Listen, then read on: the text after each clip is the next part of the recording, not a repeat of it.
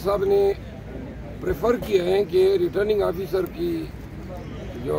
Premises हैं उनके सामने जो है धरने दिए जाएं और एजुकेशन।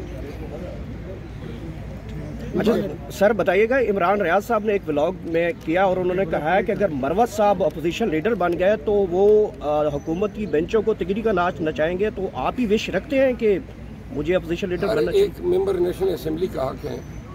कि वो प्राइम मिनिस्टर बनने का भी सोचे और अपोजिशन लीडर बनने का भी सोचे, लेकिन इस असेंबली में जिसमें सारे चोरों का टोला जो है एक चुराए गए मैंडेट के साथ हुकूमत बनाएगा, तो फिर ज़रूरत इस अमर की है कि मम्मी डैडी अपोजिशन ना हो, इनकी आंखों में आंखें डालें, इनको इनकी औकात बताएं कि आपने हमारा मैंडेट चोरी किया है और आप सरकारी बेंचों पर बैठे हुए हैं। मेरा ख्याल है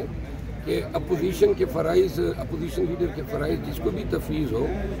वो अपने फ़राइज़ से बखूबी नंबरदाज़मा हो, इनको बताएं। अगर मुझे पार्टी ये फ़राइज़ तफवीज़ करती है, मैं समझता हूँ कि इन हालात में